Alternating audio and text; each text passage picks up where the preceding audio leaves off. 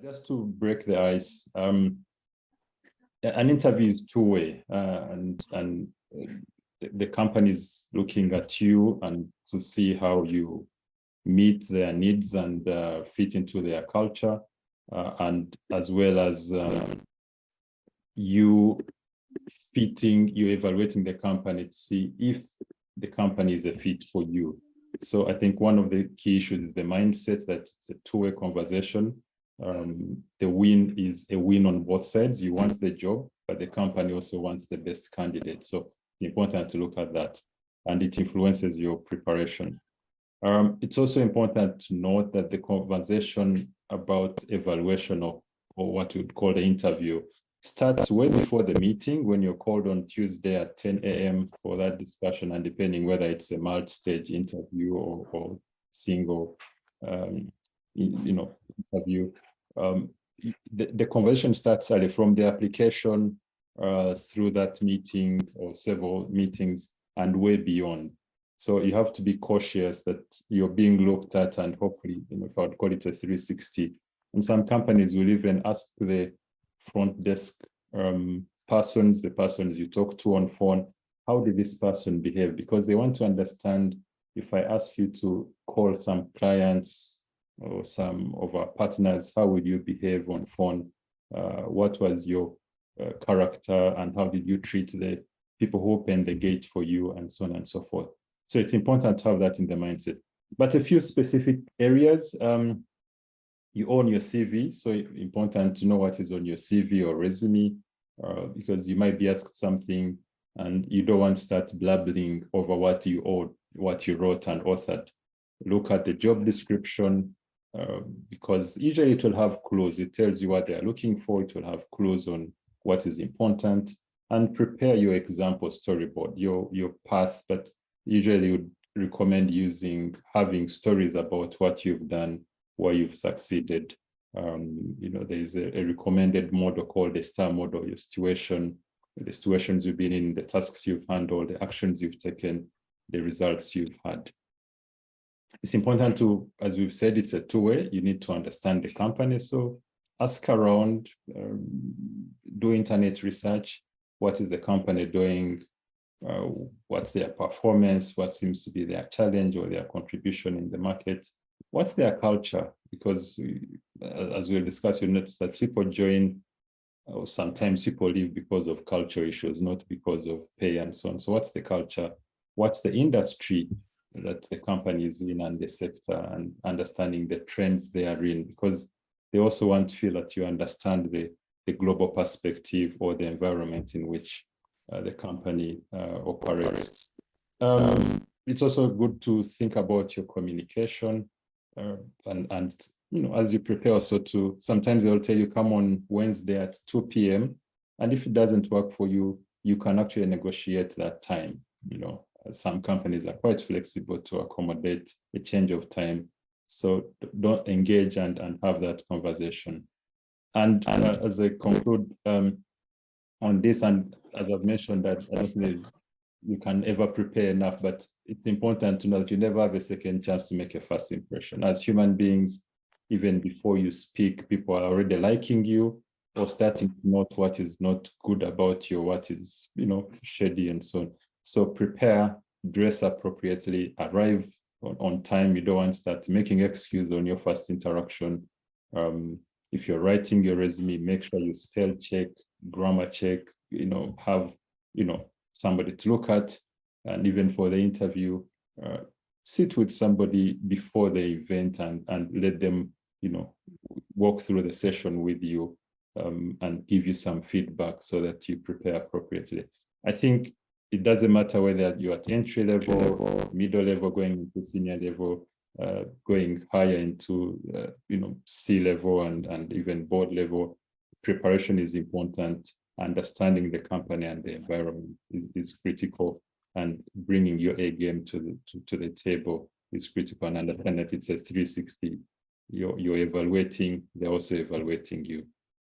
Thank you. Thanks, Aline, and I'm sure we'll continue to hear insights from colleagues here. Thank you.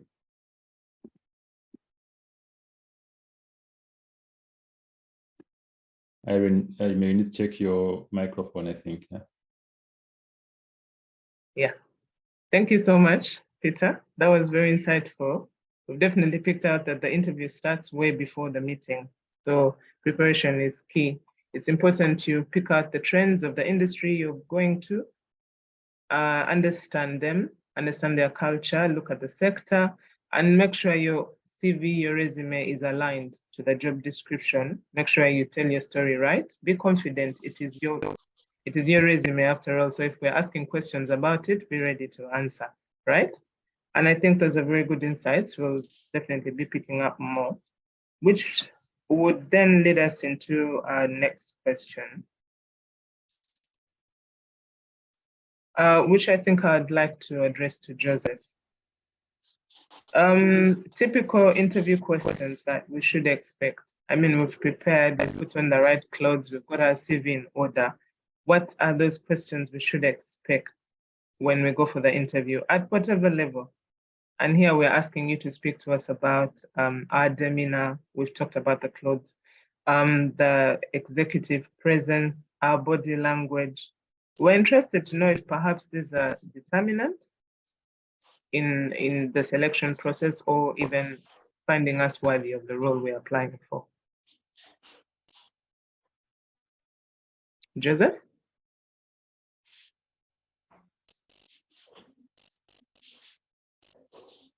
Joseph, are you able to hear us? Well, I've been muted by the host, so it's only now that the host has unmuted me. Apologies. Yes. All right. Okay. Thank you very much, Irene, and a very good morning to you all.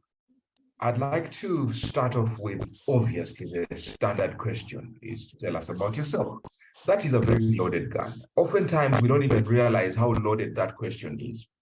Because when they ask you to tell them about yourself, the standard response, and I've seen this countless times, is for people to go and tell a lengthy history of their past, of their education, starting with their primary education, their O-level, their A-level, their university level degree, bachelor's, master's, whatever the case might be, PhD, and all these other qualifications. That's important, but it's not critical. We're not really looking to know which primary school you went to. That's not important at this point. It's been 30 years.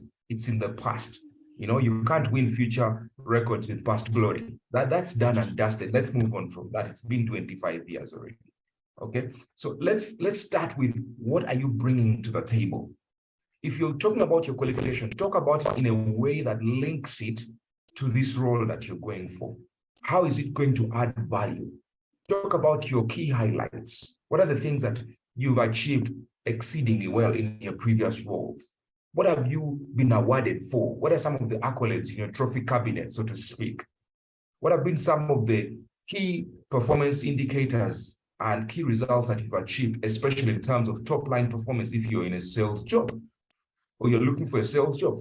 What have been those revenue highlights? What has been the biggest volume of revenue that you brought into the organization if it's a profit-making company? If it's a civil society organization, what are some of the key highlights of success? What have been the success factors that you're most proud of that you bring to the organization? So that's a standard. And don't belabor the point too much. Don't speak too much, otherwise you'll eat into the time for the other questions as well. Then they'll ask you things such as, what is a typical day like, or a typical month like in this kind of role? If it's a doctor's role, if it's a teacher's role, if it's a lawyer's role, if it's a banker's role, or bank teller's role, whatever the case might be, or an HR manager's role, what is a typical day like? They'll also ask, they'll ask you to give some of the key highlights or the key features of what success would look like in this particular role. Now, don't confuse these two questions. The first one is your experience. What are you bringing on board? The second one is the technicalities of the job. So this second question, in most cases, is linking up to the job description. So you ought to have read the job description. The third one, they'll ask you about the organization. In no particular order, I'm just giving structured sort of responses that you should expect to give, or the sort of questions that you should expect to be asked. They'll ask you about their organization. What is its culture like? What is its people? What are its people like? What is the vision for this particular organization, its mission, its values, and its top line growth indices? What are some of the things they intend to achieve? What are the sustainable development goals if they're in civil society? or international NGO world, they tend to push for sustainable development goals. If it's a commercial enterprise, they're pushing for top line, bottom line targets. If it's marketing, what are the targets above the line, below the line, and so on and so on. So you want to be able to understand the industry as intricately as possible. So they'll also ask you questions around values, how you live the values. They may not necessarily ask you, tell us the values of this company. That's pretty easy. Everybody can see that on their website. They won't ask you such a question. They'll ask you a situational issue. How would you handle yourself in such a situation, right? Then they'll obviously ask you things around your pay. What were you earning? Although it's a bit borderline to ask a person what they were earning in the past, because that means you want to use that information against them. So I have the right to remain silent under such circumstances. But it's not enough to completely ignore the question. You should be able to tell them what you'd like.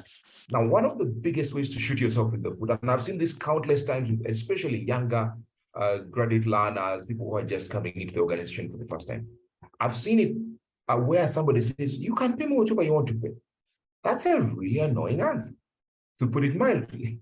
Or they say, well, this company has a grading system, a job grading system, or a pay scale system. Whilst that is true, it's none of your business. Your business is to sell yourself. Imagine if you're selling something, you go to the market, and then you tell people who are buying, pay whatever you want to pay.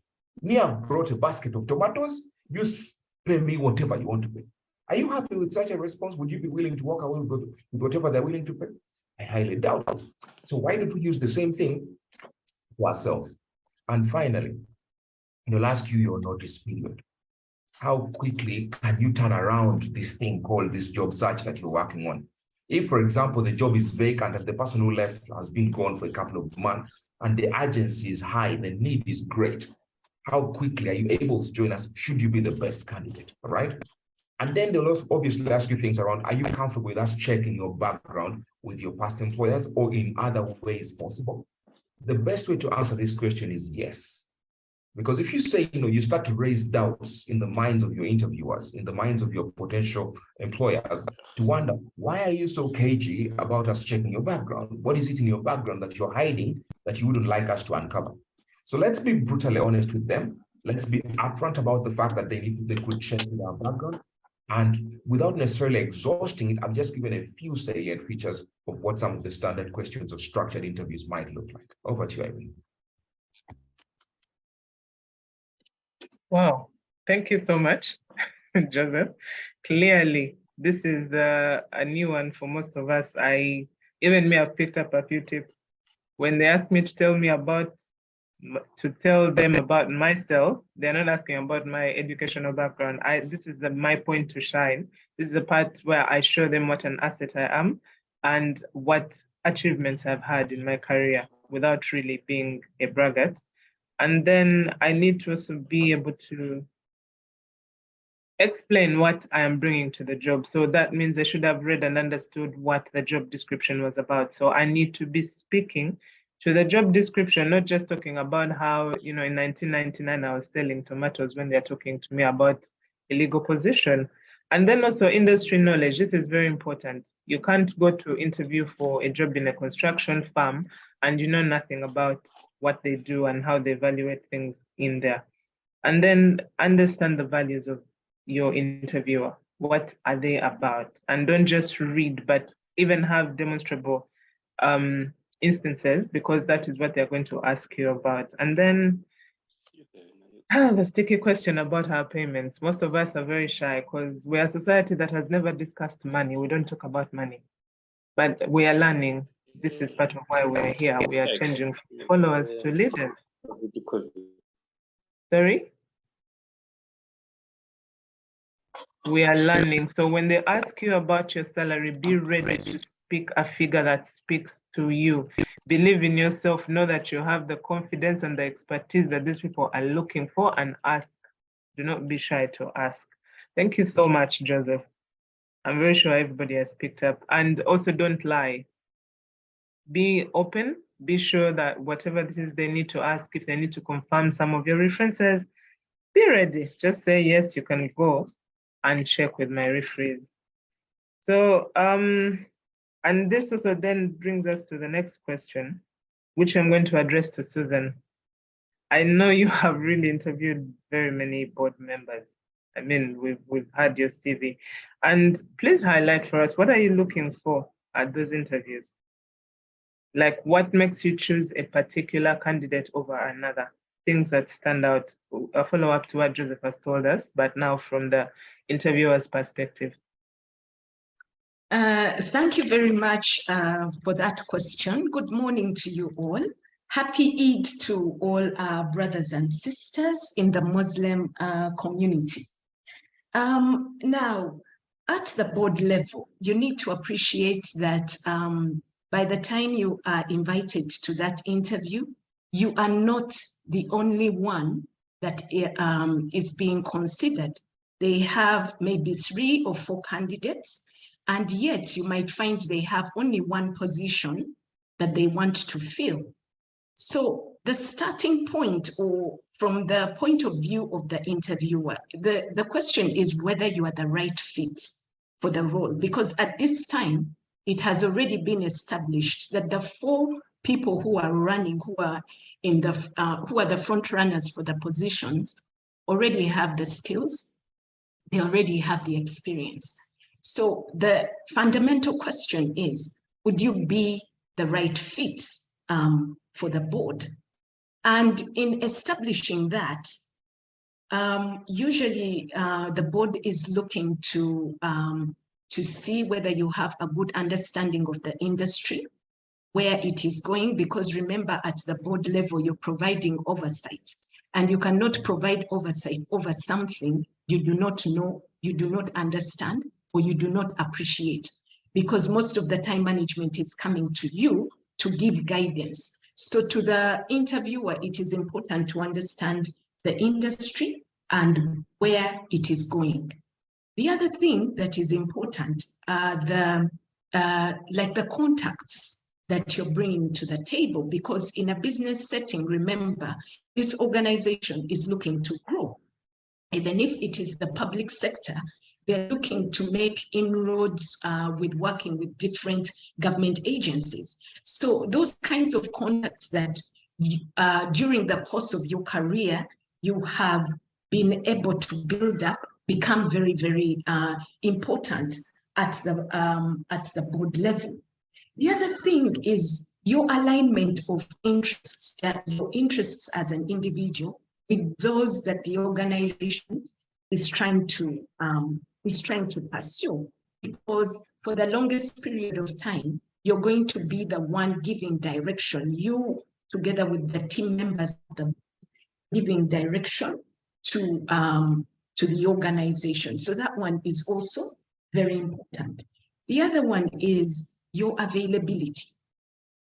Usually board meetings happen on a quarterly basis. But even before that, leading up to the board meeting, there are board papers to review coming from either the committees, board minutes to look through.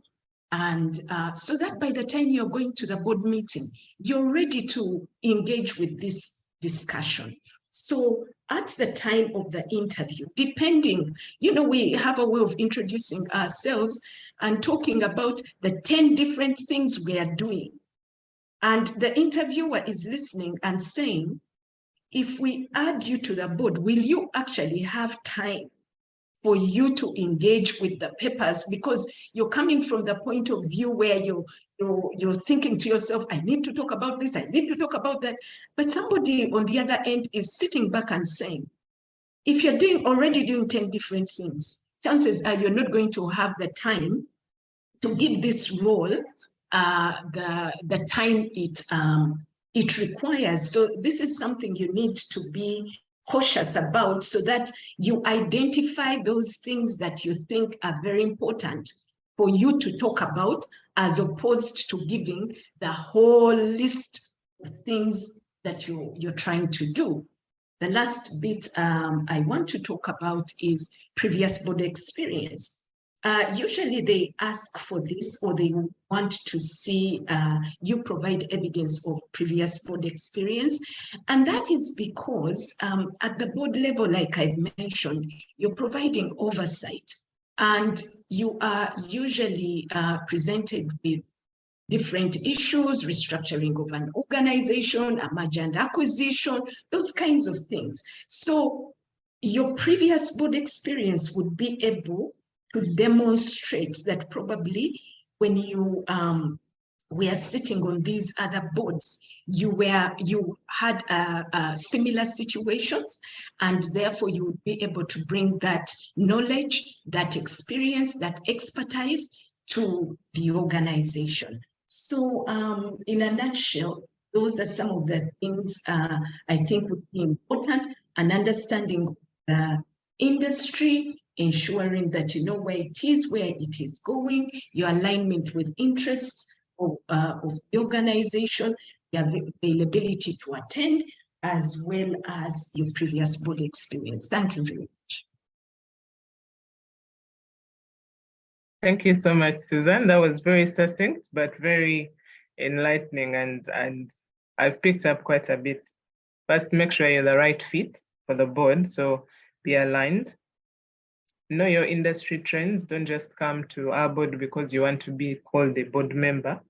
And then what contacts are you bringing? What value are you adding to this board? And then the alignment of interest. Do you know the direction the organization is going, and are you able to anticipate their needs? And then your availability. This one was quite interesting for me because most of us are tuned to come and speak and say very many things. I have a lot of experience serving on boards, but then learn to balance between showing off your competence and experience and your availability for this particular role. So in this instance, you need to have a bit of wisdom and caution. And then of course, your previous experience is what adds on to what sells you. And so we've really gone through preparation, things we are looking for from the interviewer, how to prepare for the board. And this time I want to call on Dr. Stella. Dr. Stella, we are navigating a very interesting topic here, moving from a follower to a leader. And we all know that this is a very difficult career transition. Most of us have really been followers. So how do we move from being there to joining the C-suite or joining the boardroom? And I'd like you to give us some advice. What advice would you give to any of our listeners or the people on the call who is preparing to up level from an officer position to a managerial position or to a higher level, someone transitioning from a manager to say a head of department? Thank you. Thank you so much, Irene. Good morning to everybody. If you're logging in from Uganda, if you're logging in from any part of the world, good morning, good afternoon, good evening. I hope you're having an amazing day, and happy Eid to all our Muslim brothers and sisters. Very, very interesting. So let's have a conversation. Irene, that's a very interesting, just took me back to my first managerial position, and whoa, I don't think I was prepared. So I want us to just do something in the chat room. So on a level of between 1 to 5, how ready are you for your next level, by the way? On a scale of 1 to 5, just type in the chat room. This is where I know people are eating or whether they are cooking or they're in bed. Will make you work a bit, isn't it? Yeah, on a level of 1 to 5. Thank you, Eunice. Thank you, Ramona, Sarah. Thank you. People are awake. It's a weekend. I know it's a long weekend, but people are awake. So 100 people on the call, and we are ready to take the next level. Thank you. So here's the thing. I remember all my colleagues have mentioned something that is very interesting. Susan, Peter, Joseph have said one interesting thing. They said, the first question you're going to be asked is, what do you bring to the table? Fun fact, I remember I asked somebody this in an interview session, and guess what they replied? What table? Imagine that. What table? I said, oh my goodness, really, where do we get from here? And you're going to become my manager, surely. What table? All right. So some of these things are really, I would say, metaphors, colloquialisms. Please get on with the system when people ask you such questions. So you're moving from a follower to a leader. And this is exactly where the gap is. So you're moving from a technical guru to a leadership position, a managerial position. So essentially what we are looking for as interviewers is that we want you to move from what you're doing to how you're thinking. And many of us, I know in our school systems, we are gurus at what we do, the technical side of things. So I went to school myself as to become a pharmacist. So I am a drug dealer by profession. Okay, I'm a drug expert before you take me to the cops. I'm a drug expert by profession. So I know everything around drugs. I know everything around treatment. I can be able to know when you come to me and you tell me, oh, my head is aching, whatnot, I can diagnose you. I can give you a treatment plan. I can give you a prescription. I'll tell you what drugs to combine to solve this problem. Now you're in a different industry. You're an engineer, you're an accountant. You have essentially been doing things. So you have been a follower because there are certain things that are done in your industry to actually solve the problems of society. So as you're moving now into the leader position, we are looking at how you can influence others to do those things that you used to do. So essentially, we are looking that you have an overarching idea of how things are done, but most importantly, and something that you learn in next week courses, how do you influence and lead and get work done through other people? And that's a very, very interesting gap to fill. And that's what I want to focus on today. So I moved from a pharmacist and then I was given a team to manage branches. And at that particular point, I think I was just thrown under the bus surely and entirely. And I was given a sales position. So I was the head of sales and operations. Imagine I'm a pharmacist. I have moved into sales and operations, all right? And I'm managing a team of like 100 people in 32 branches. I was not prepared for what that actually meant out of me.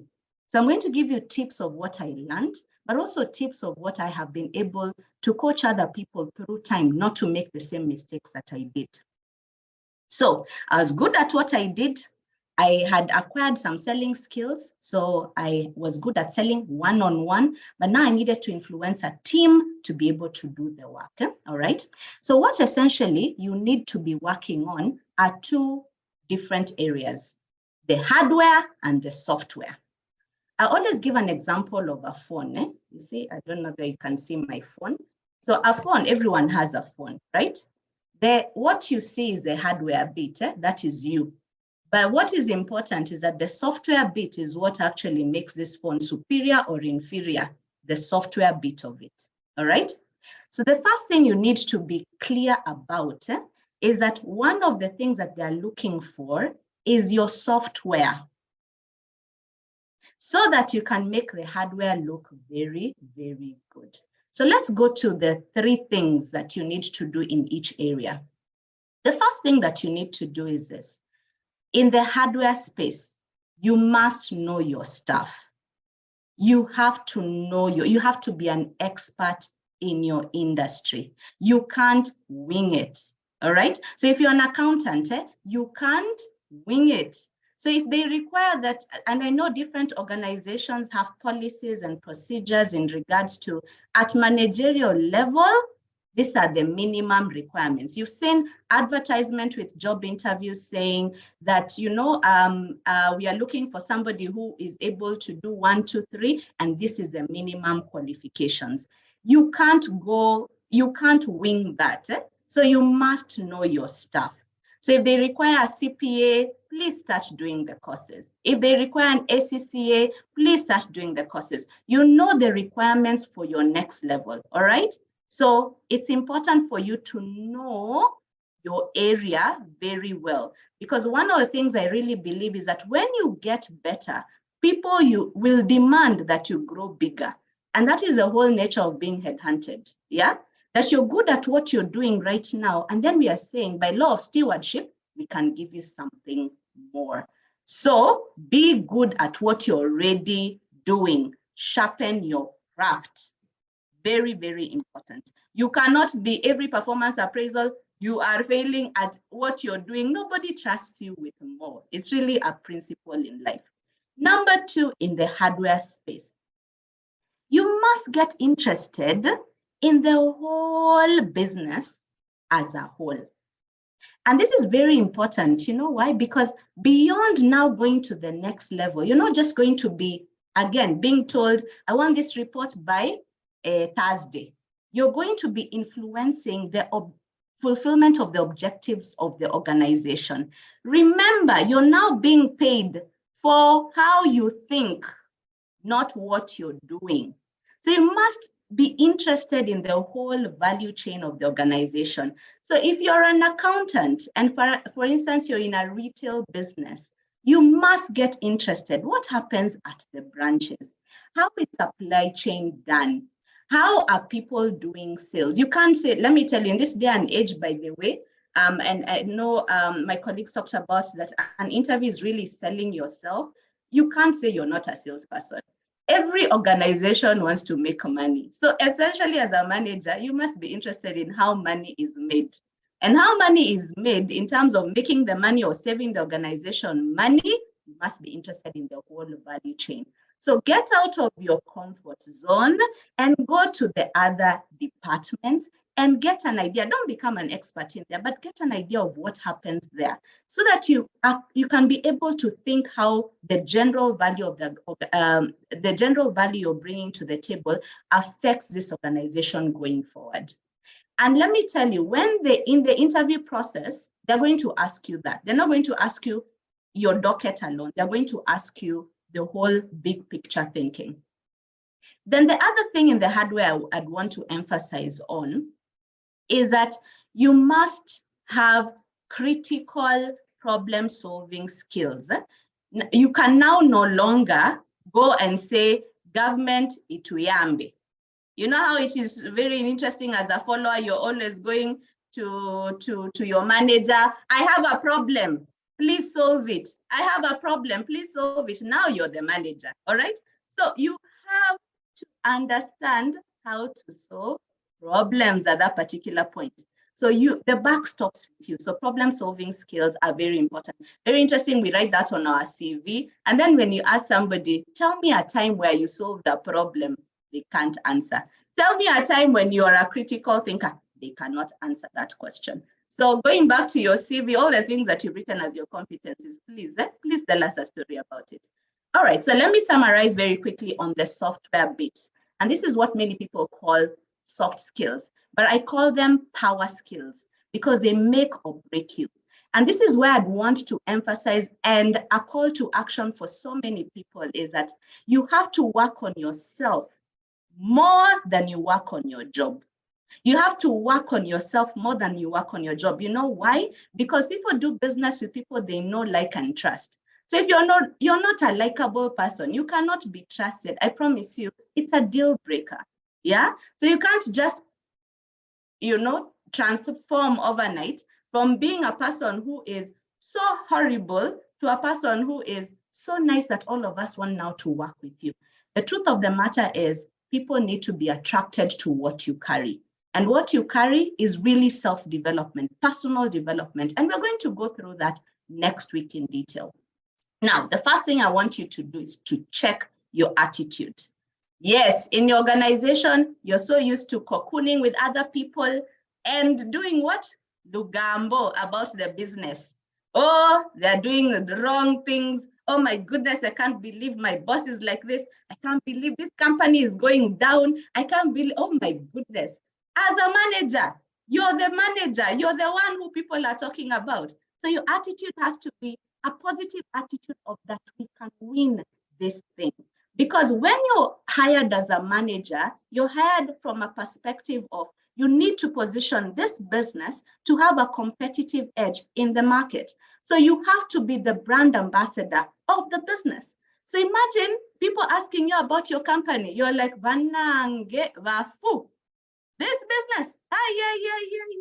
My goodness, these people are going down. They can, So why are we hiring you? To kill our business further? So your attitude has to come from a perspective of, I love this business. I am willing to take this business to the next level. Your attitude is so important as a manager. Number two, you must be a role model. John Maxwell said that if you're working and you're actually you're leading and nobody is following you, you're just taking a walk. So ask yourself, so far in your life, surely, who have you influenced to follow you? Because now you said you're moving from follower to leader, right? So question is, are your children even following you? Do your children even like you? Do your family members think that you're an awesome person?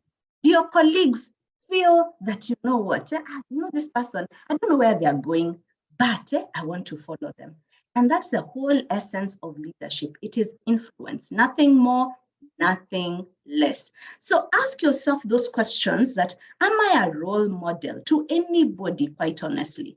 Because as I told you, people are attracted to who you are. And so you have to work on yourself more than you work on your job. So start asking yourself those critical questions. And there's so many courses, and we're going to teach you how to do that next week. Role model, self-leadership. I don't know where Stella is going, but I want to follow that chick. I want to go with her wherever she's going to go. Lastly, you must work on your brand. Your name is so important. Let me give you an example. Many organizations, and you have seen it here today in LBA, what did Brenda do at the beginning? She showed you the people who work at LBA. Because the organization is an amorphous thing, it's a structured thing, but it is made by the people within. So ask yourself, what do people know about you? When your name comes into a room, surely and entirely, do people get excited about you? Or do people say, oh my goodness, run away from that person as soon as possible? And this is why there's no organization that is going to hire somebody with a bad name. So you need to work on your brand. What are you known for? You have to be seen, you have to be heard. And we're going to take you through that. And some of the ways is be on LinkedIn. At least be on LinkedIn, have a professional photo so that when people put you on their profile as their manager, people are proud that you belong to this organization. And honestly, quite honestly, that's why people poach people from one organization to another, so that they can just look good. The organization can look good. So start asking yourself those critical questions. So at the end of the day, this package of the hardware and the software should be the value, the distinct value that you're bringing to the table. Now, how do you make sure that that is sharpened every single time? You need to invest in yourself. You need to look for the courses like that. This follower to leader course next week, you must attend it, because nothing happens by osmosis, ladies and gentlemen. You have to work for it. You have to invest in it. You have to read books about it. You have to do the things that most people are not willing to do, so that you can get that what not everybody is going to get. Thank you very much. Irene, back to you. Wow. Thank you so much, Dr. Stella. There's so much I picked up. I don't even know where to start from to summarize it. But we've picked up on soft power skills and even our hardware. I see a message from Eunice, and she says, true story, Dr. Stella, business curiosity is key. It broadens your spectrum. I see another comment about attitude from Viola. She says, attitude as a manager is important. And I think that is part of my follow-up question. You've talked about branding ourselves, broadening our knowledge, and going out there, investing in yourself. And most of us, what we hear or understand in this aspect is that we need to network. So you need to sort of balance. You said you need to work on yourself more than you work on your job. And to a young professional, perhaps, it means different things to different people. I mean, if you're talking to somebody who's applying to be a board member, or, you know, as we've been discussing right now, joining the C-suite, this means something totally different. Yeah. But then again, to a young professional, what would that mean? What does that look like? Paint for me a picture, what that would look like to somebody probably transitioning from school to their first job. And they'll probably be in charge of something small. It doesn't have to be an entire team, but, you know, let's say you're managing the mailroom. So you're a low-level manager somewhere. What does that look like? Branding yourself, and what kind of tools do you need to bring to that? Dr. Stella? Thank you. I was waiting to be unmuted. Thank you so much, Irene. And that's an important question. So one of the courses we're going to do next week is self-leadership, because you can't lead other people without leading yourself. And the truth of the matter is that it's always about, again, I go back to the law of stewardship. So you're from school, all right? It honestly starts from there. It starts from there, that you've been given a job to do. You're leading in that space. I want us to demystify leadership, and I think it's Robin Sharma who wrote a book about a leader without a title. I recommend that book very much, because I remember when I was in school, actually, when I was in school, I read that book, Robin Sharma's A Leader Without a Title. We have to demystify what leadership is. In our setting, we think leadership is about titles, big titles. If you don't have manager in your title, you're not a leader. You are a leader. At home, you are a leader. The sphere has just changed. So when you're in school, you are leading. Whatever you are leading, either yourself, you're leading, you even lead your friends, by the way, you lead your siblings. So always have that mindset that you are a leader. When it comes to the workplace, the leadership positions we are seeking is because we want to, all of us go to the C-suite, isn't it? Huh? Yeah, so there's a ladder to follow, right? So what my advice would be to a young person is, again, going back to, and for me, that revolutionized, I remember I started reading books in campus, which have changed totally how I think about things completely and entirely. Please read books. Read. I know we're in a society where reading is not a culture. And somebody said, if you want to hide something from Africans, put it in a book. And please let it not be that in our generation, because we have technology, we have access to so many materials. So read, because the more you read, the more you lead. The more you, again, it's a shift in mindset, it's how we are thinking. So you need to be able to think differently for you to say different things in that interview, for you to be able to stand out in the crowd. So you must read. Number two is to say, again, do your work very well so that people want to give you more responsibility. And don't wait until you have a managerial position. It's what you have been given as an entry point position. Do it so well so that when they look at your track record, they say, surely I think we should give Irene a bigger opportunity. So the question is, how well are you doing your work? And then lastly, your relationships.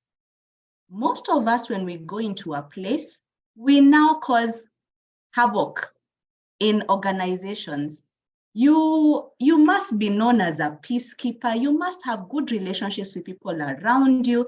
And I've seen very many intelligent people not working on how they relate with one another. But because when you come to work, it's a vacuum. And many times people advocate for you. There are many times that my name has appeared in rooms I will never be.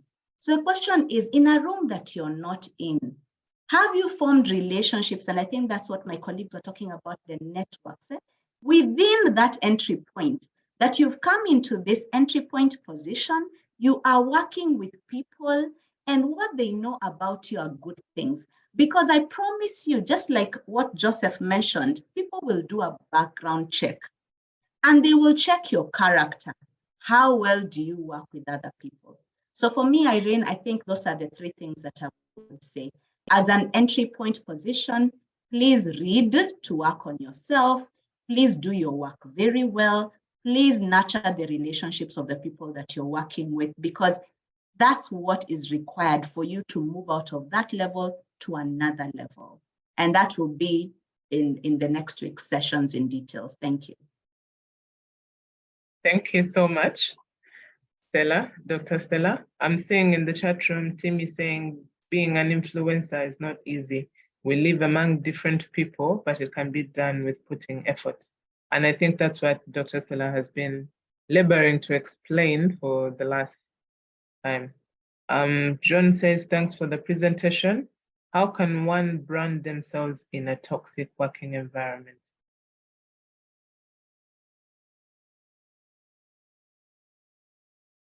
I think quickly, Dr. Stella, just answer this and then we will move to the next segment. Quickly, very quickly. Okay. How can one brand themselves in a toxic working environment?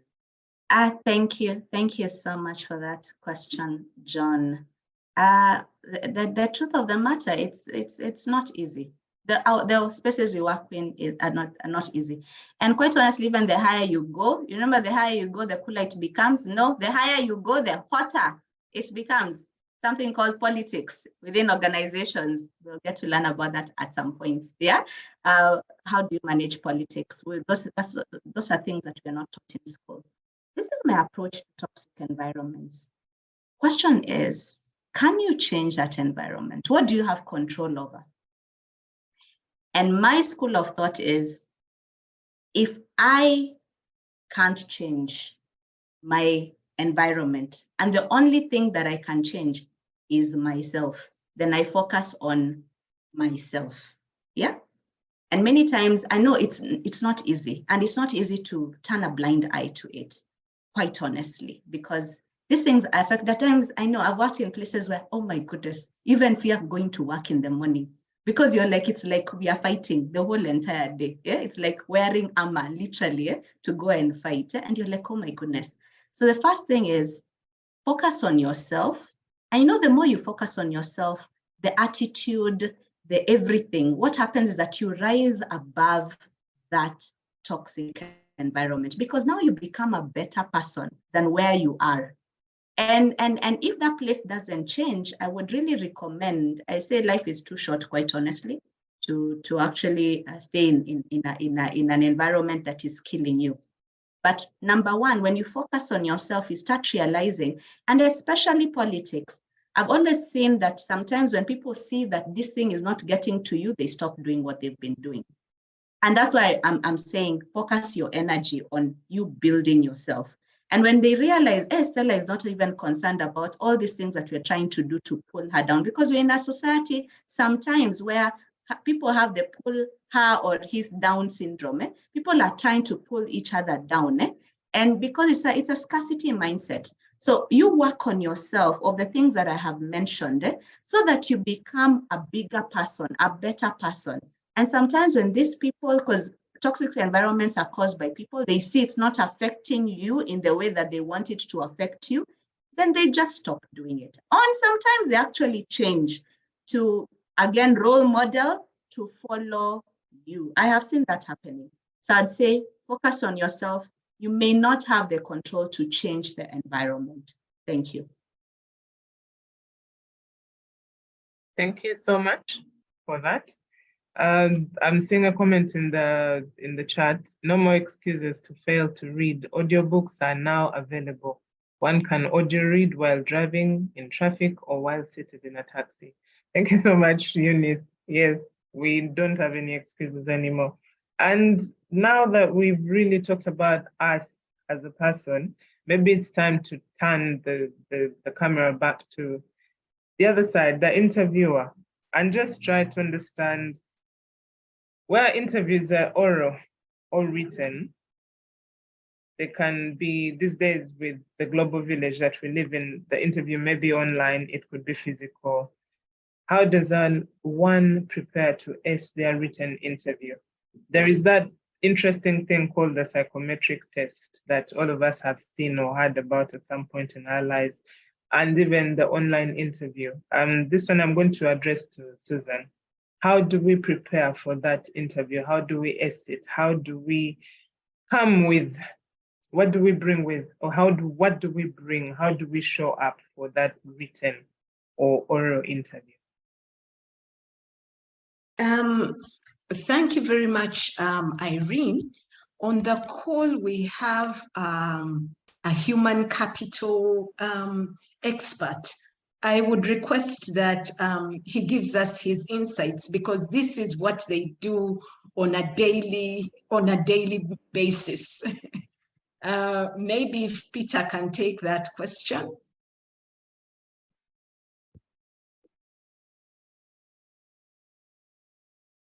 Susan, I thought you meant Joseph. But I will. Sorry.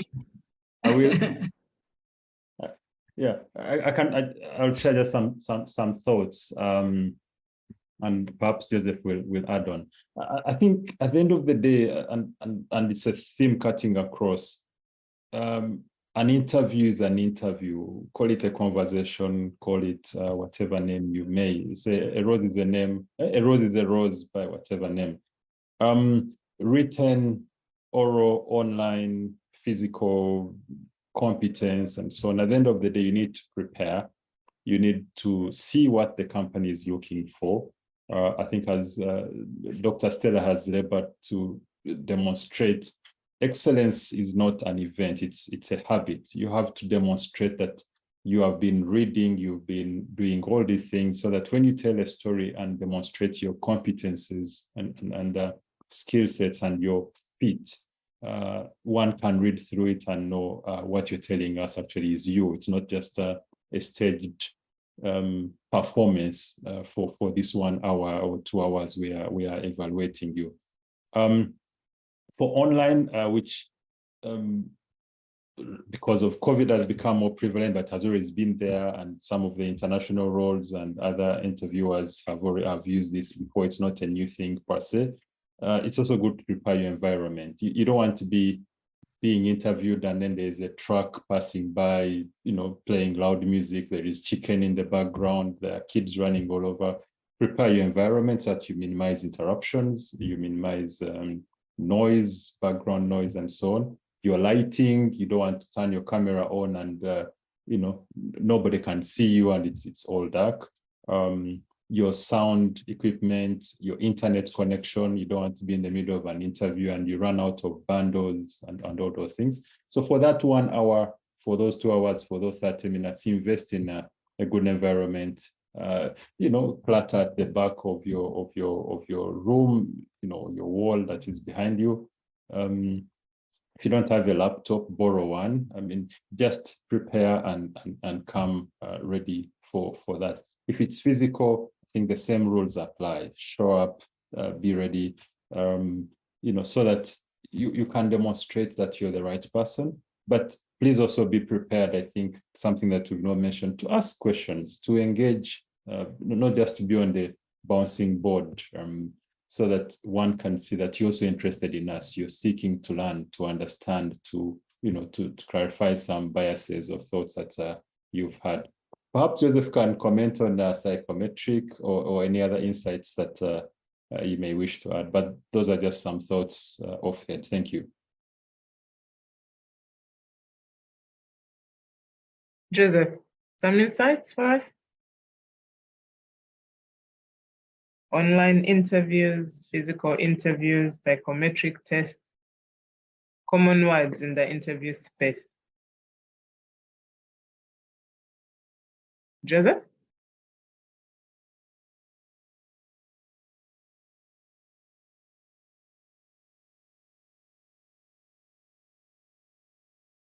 Joseph, are you with us?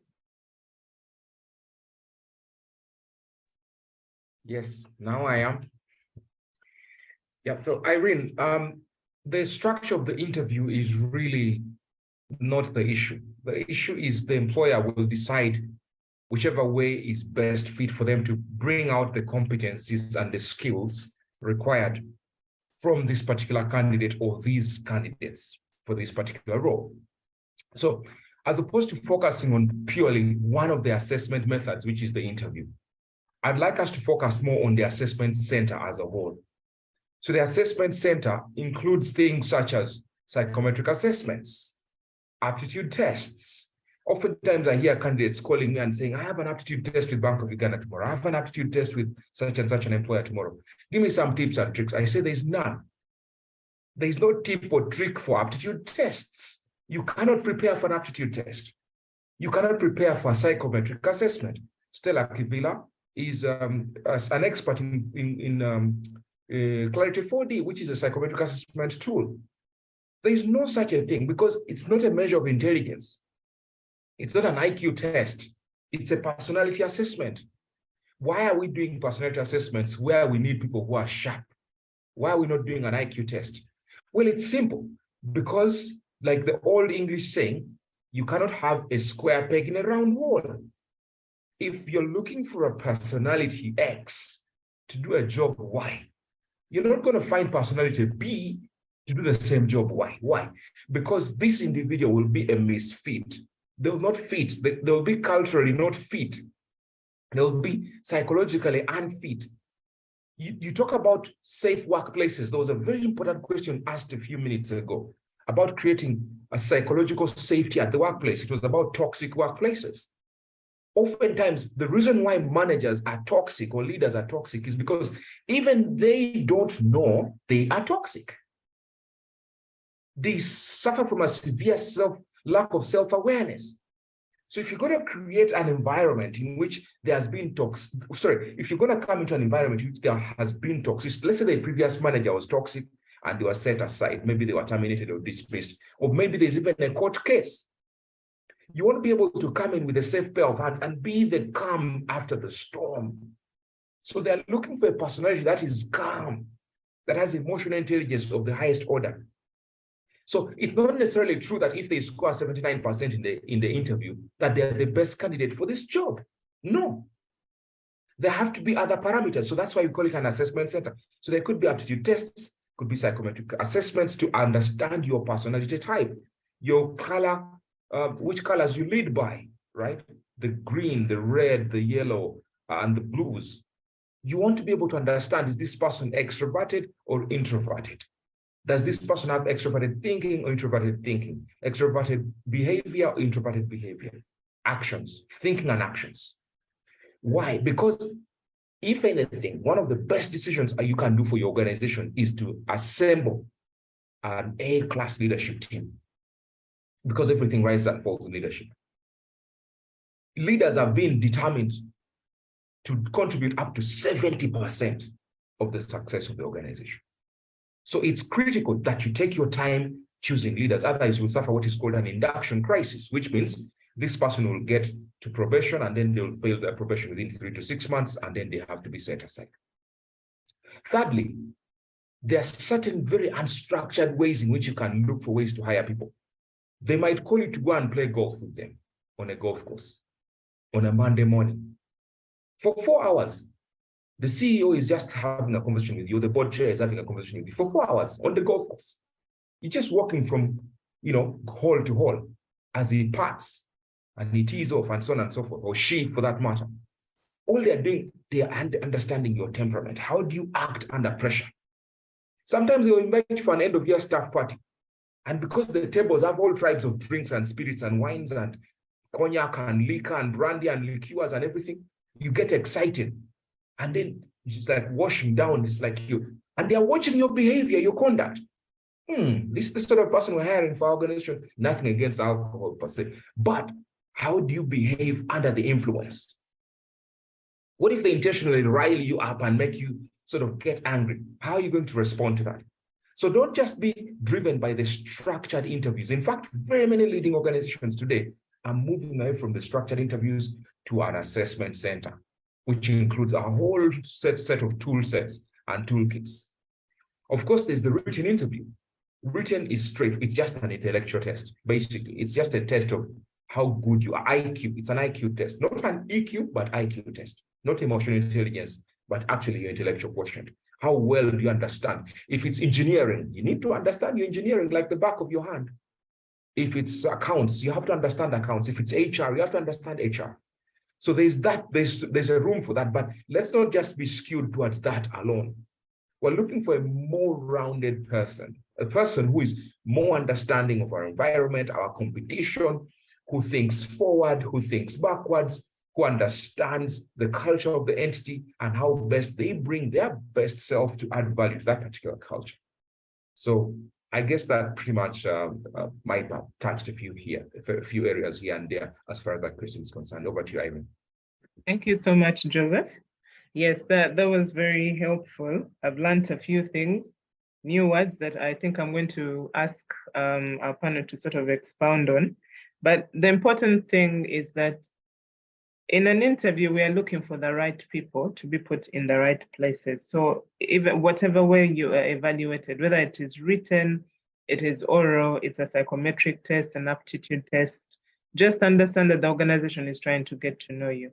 I remember for some of us, there's a certain oral exam we used to do at some part of our assessment.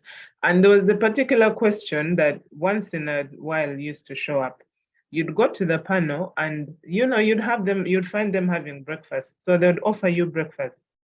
You'd say no, they'd argue with you, say, please, are you saying no to our offer? Are you being rude and everything? So eventually they'd convince you to have the breakfast. And then right after you finish eating the breakfast is when they'll tell you, so you have just eaten the evidence in your case, please proceed. And no matter how that question was presented, it always disarmed people, because what do you mean I've just eaten the evidence? And no matter how much you've prepared, it always came off like panic mode immediately. So I think the important thing here, and it's going to lead me into, it's a nice segue into our next discussion, is you need to be prepared, have your mental faculties ready. It doesn't, structure no longer works. We are in a very fluid environment right now. So not every job interview is going to be a written test. It's not going to be an aptitude test. Joseph has talked about an interview on a golf course.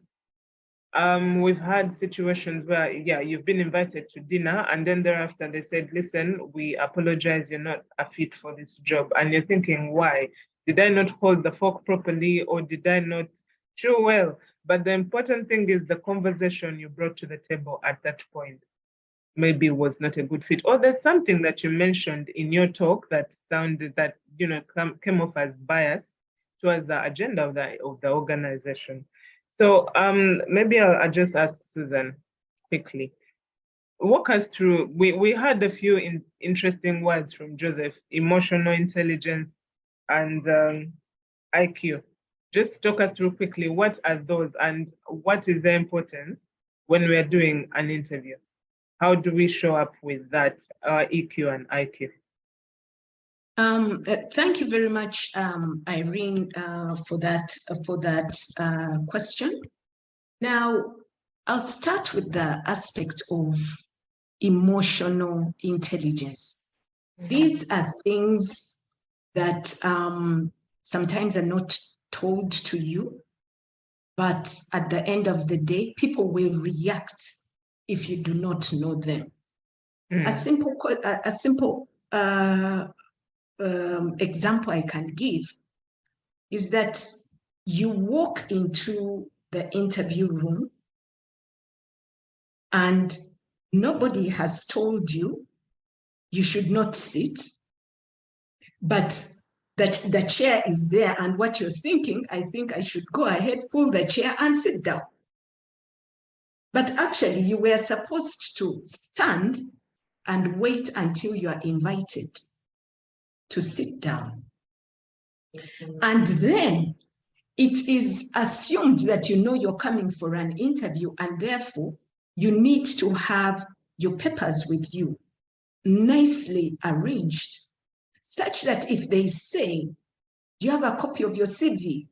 Or you don't say, now give me your email address and I'm going to send it to you. No, you say, yes, I have a copy here. Should I share it right away?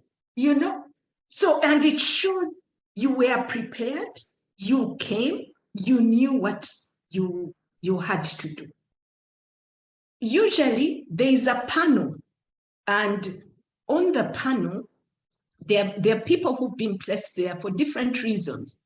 There'll be the HR person, there'll be the person who will ask the technical questions, there'll be the person who will be observing other issues, and they are all on the panel.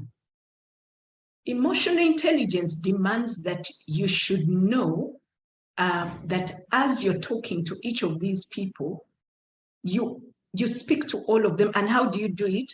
With your eyes, you look at them as you're giving the response. Now, that eye contact is important. It shows authenticity, it shows confidence, it shows that you know what you're talking about. Now, if you're talking to yourself and you're looking down like this, and you're looking at your fingers, then everybody is looking and saying, did he or she get the memo? They are supposed to talk to us. And usually you will find that sometimes it is the same question that is asked in different ways. So don't come back and say, you have already asked that question. No, because at that point you're being very rude. Each time it is asked, you're supposed to bring another dimension that you might have not mentioned the last time around.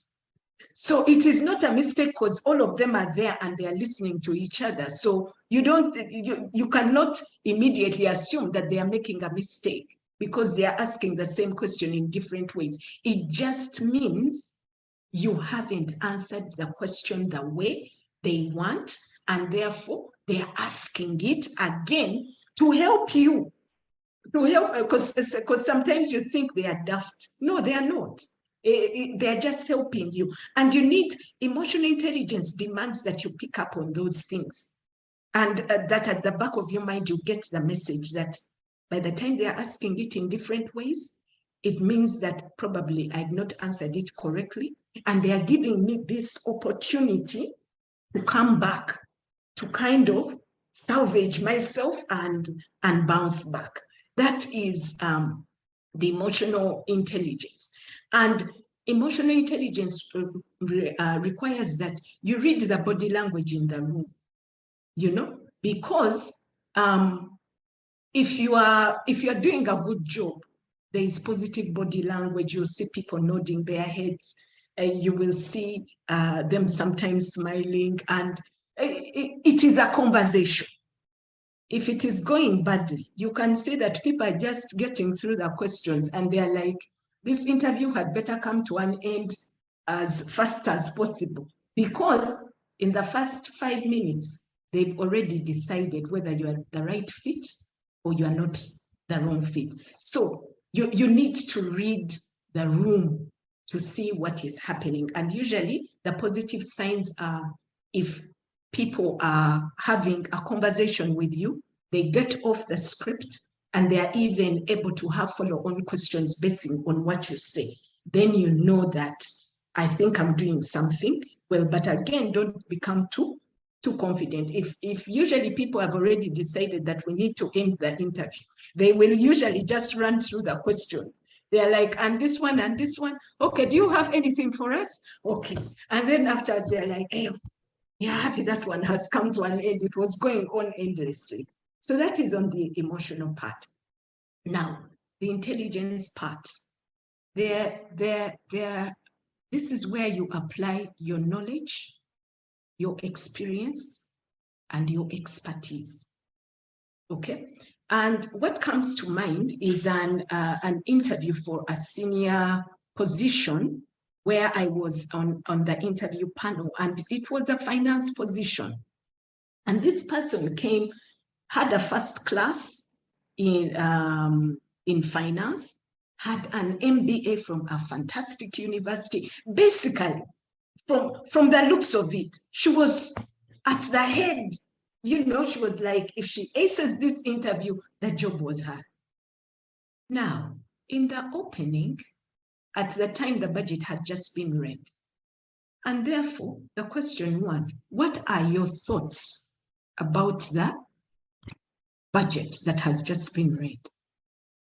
I'm telling you, we all watched the whole thing calm down. We were like, you mean you can't be a finance person and you cannot apply your knowledge, your education, your skills to a current situation and give a point of view?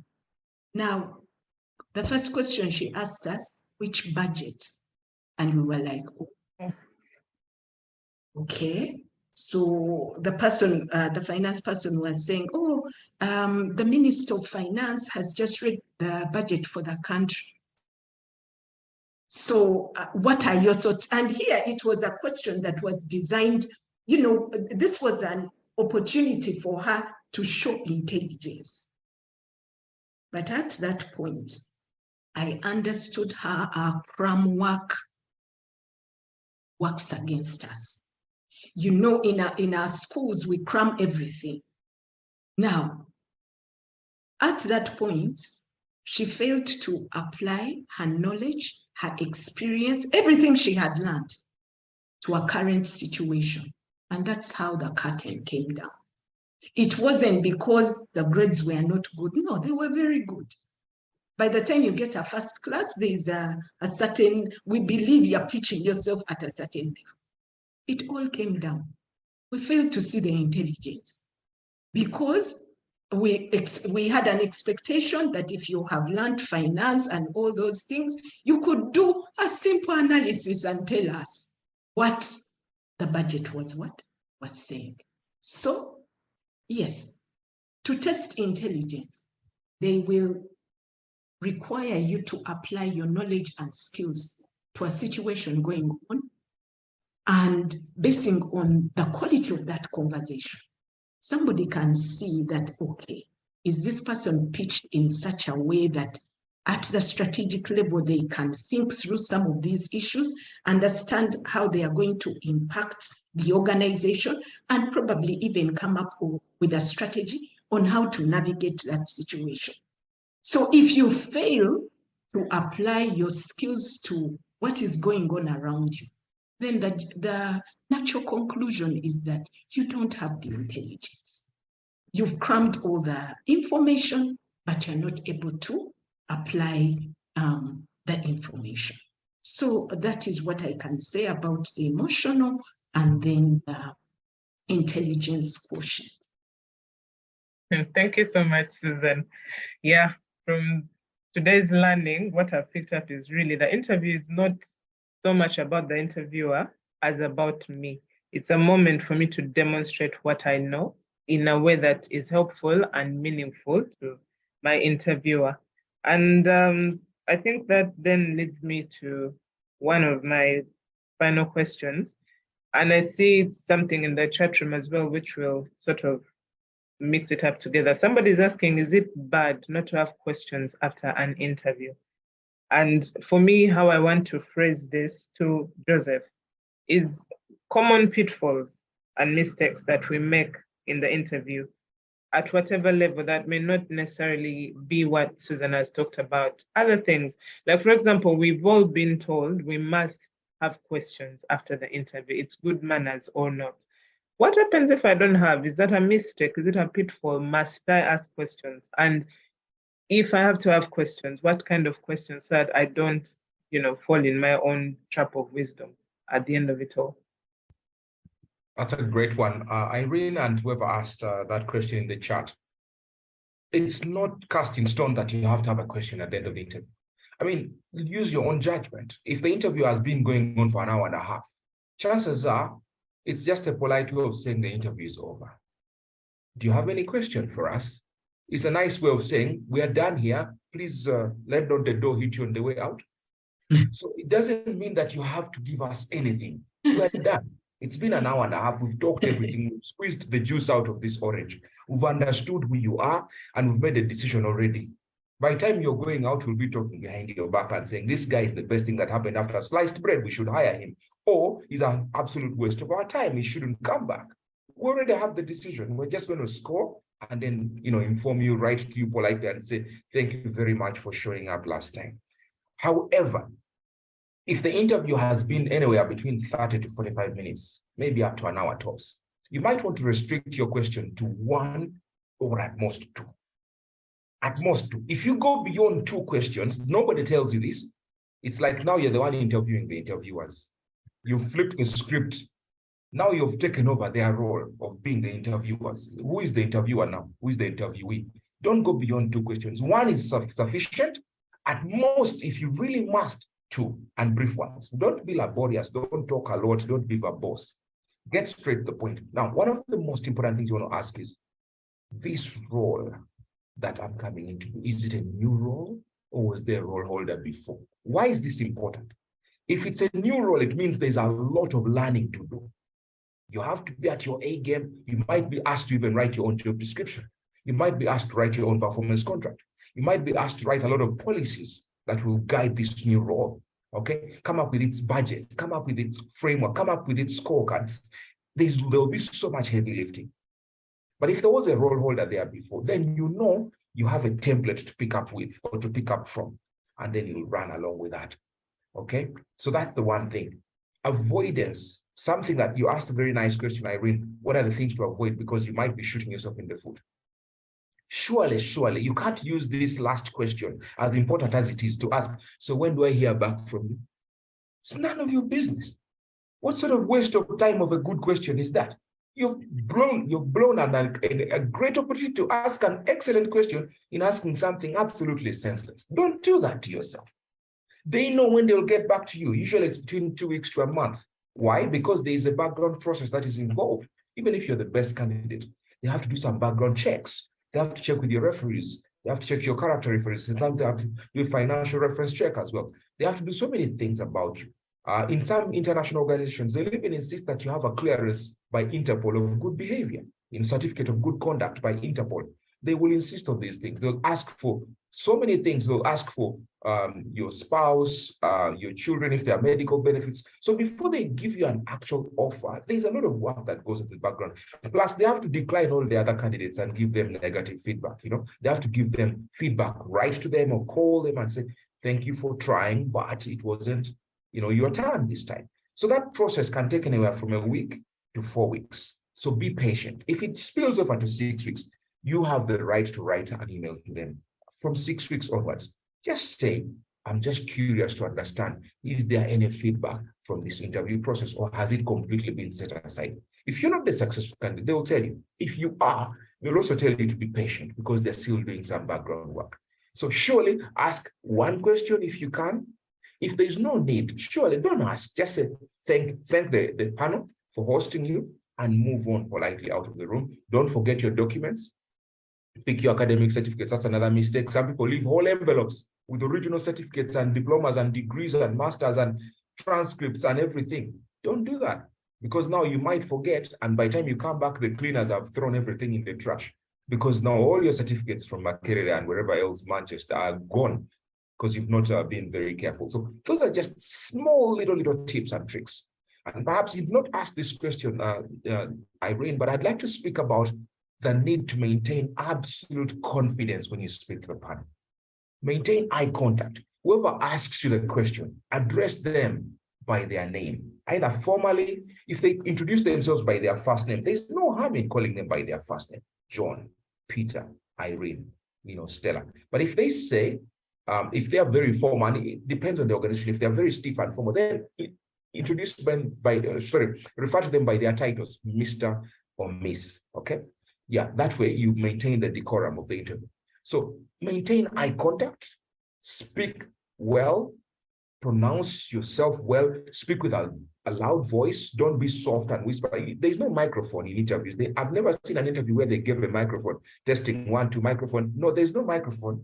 You have to speak from your diaphragm. Raise your voice, enunciate your words properly, and that way you're able to hopefully succeed and go to the next level.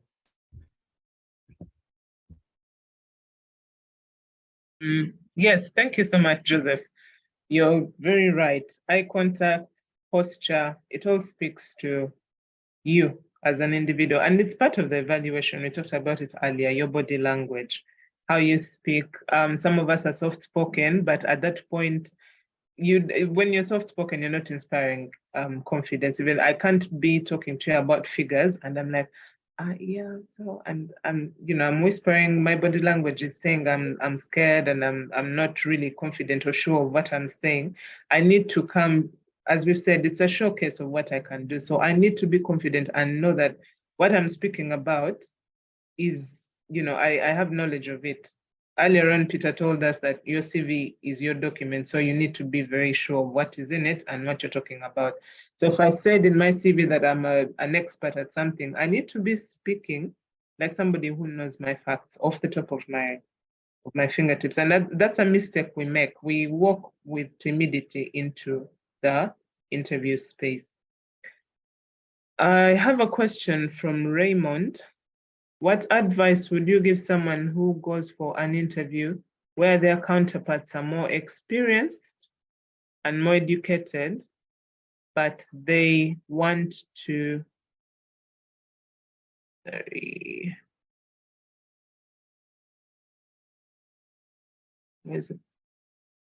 sorry, the question seems to have disappeared.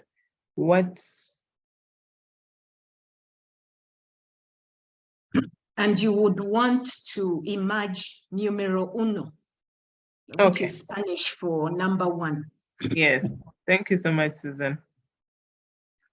I think Stella can take this. Thank you so much, Irene. Thank you. I think it's Raymond who asked the question, right? Yes. Yes. Absolutely. So here's the thing. You're never going to be totally qualified in an interview.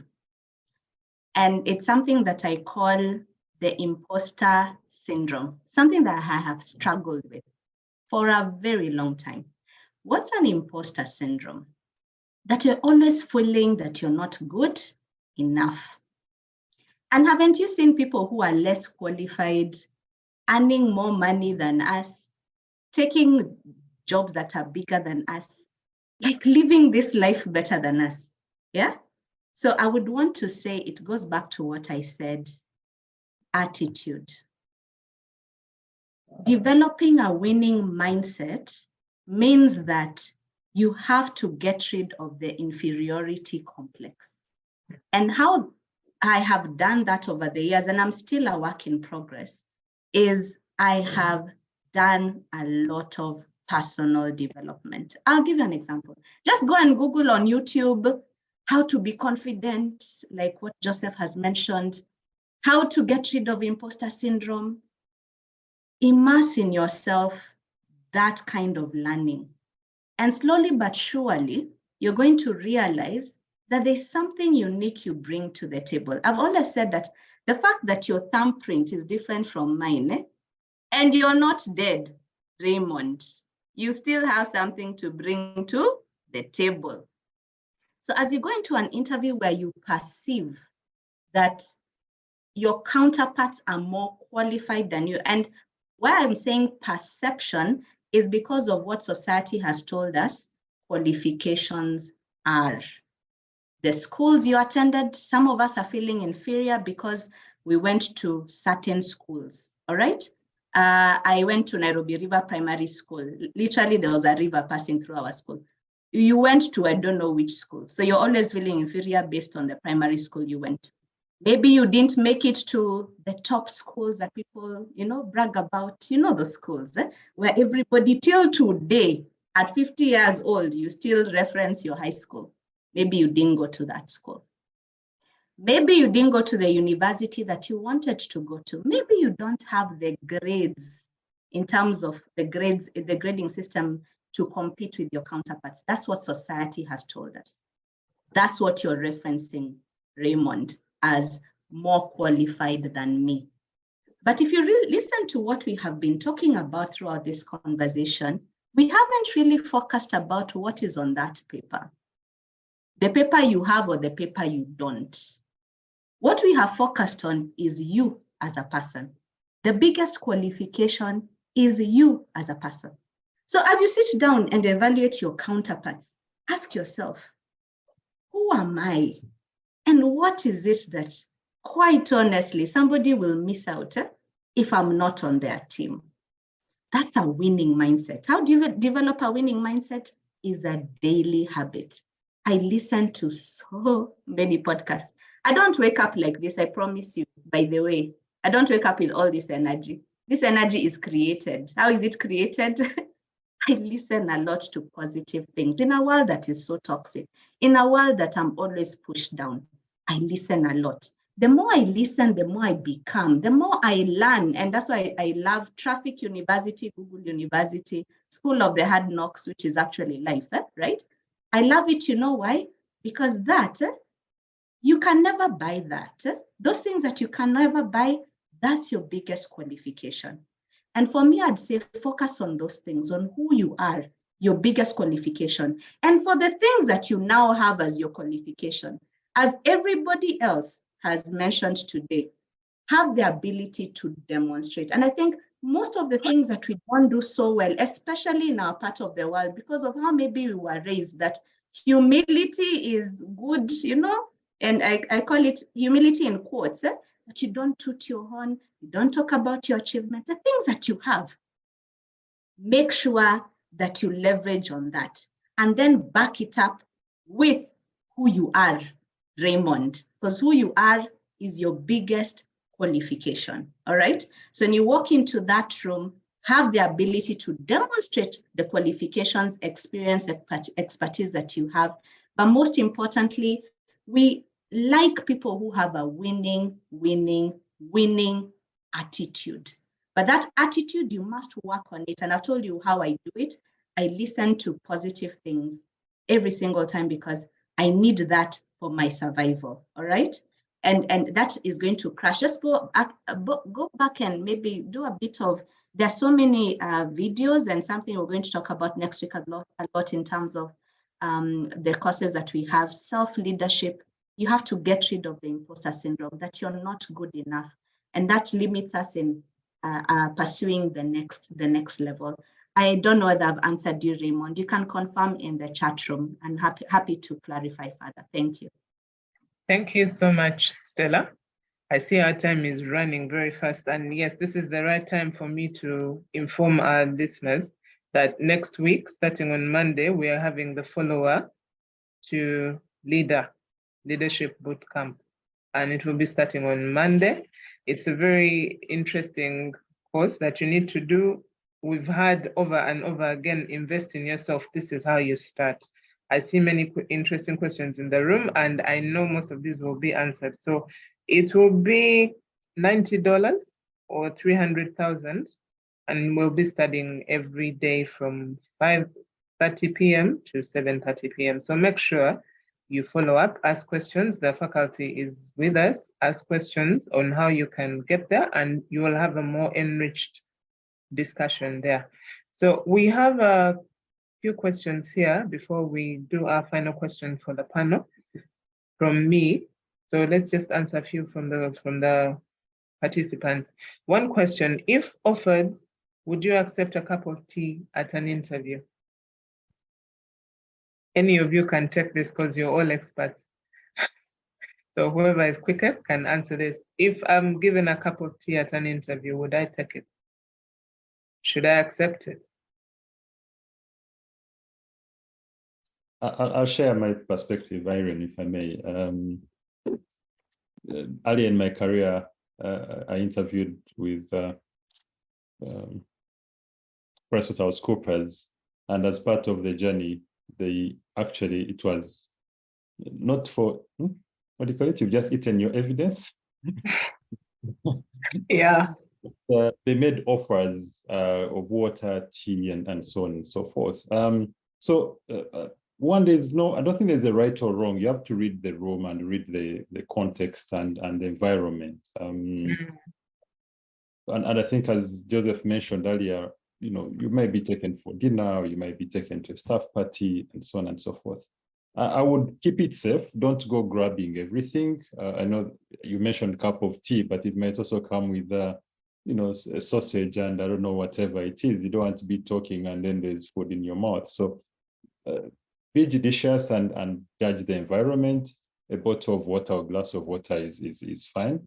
However, also, as you grow in your career, if you look at some of the board conversations or C-level or CEO level conversations, they're happening over golf courses and the opening of a restaurant and such environment, you will rarely find that, not rarely, but you'll find that there's more bias on personal connections and conversations and having lunch or breakfast meetings. So in some of those cases, you may have to, and you have to show that you're able to fit within a group. If you're meeting clients, you're able to, have a drink or a coffee with clients or have a lunch with clients.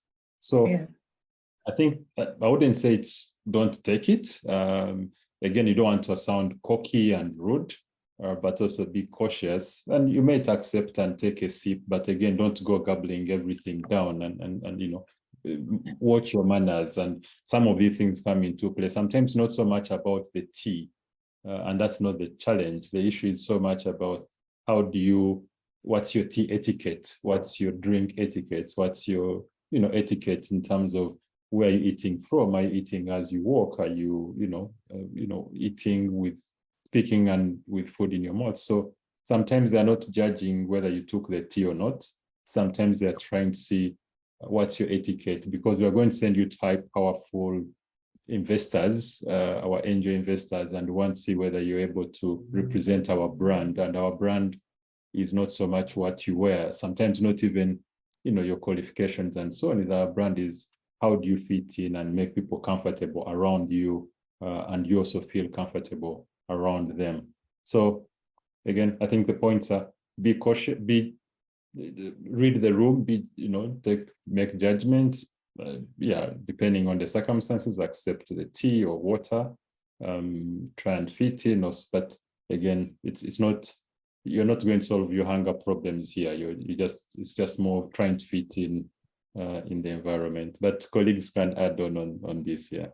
And some of the higher positions, you find that you're having them around breakfast, around lunch, around dinners, and around golf courses and the like. Of course, also in the boardrooms. And most of these offers may come up here. Thank you. Thank you so much, Peter. We're fast running out of time, and I'm seeing the questions are now flowing. So our next question is, thank you for the session. It's very impactful. My question is, what is the best way to decline a job if you are... What's happening? Where do these things keep disappearing? Anyway, the first part of the question is, how do we decline a job if you're unable to take it up due to unavoidable reasons, such that in future the organization can consider you?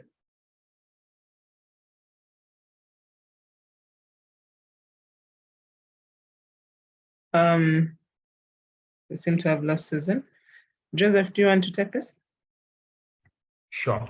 The best way to decline a job offer if you're no longer interested, or if you've got something better, or you've got a counter offer in your current organization which you've accepted, is in writing. So write an email, let it be on record, and keep it brief and to the point. Don't tell us a lot. Just 1 or 2 paragraphs is sufficient. Keep it polite. Thank them, first of all, for the opportunity to interview with them, but also thank them for the offer itself.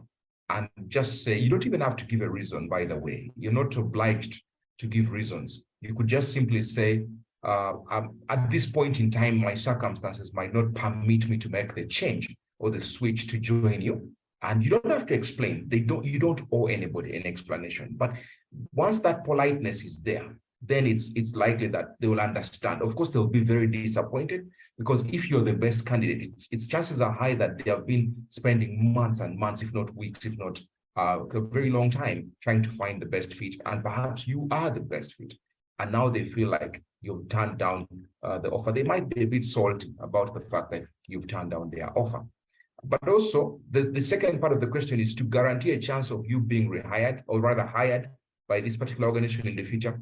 Don't bank on it. It's highly likely they will not consider you again. They'll not blacklist you necessarily, but they'll simply not consider you again, because once bitten, twice shy. It's also true in your case that you might have made that judgment based on factual grounds. For example, you've done your own background search on the organization. You found that it's toxic. Their culture is narcissistic. You found that it's a case of climbing up using all means possible, including illegal ones, including things that destroy people's state of mental health and wellness and stability.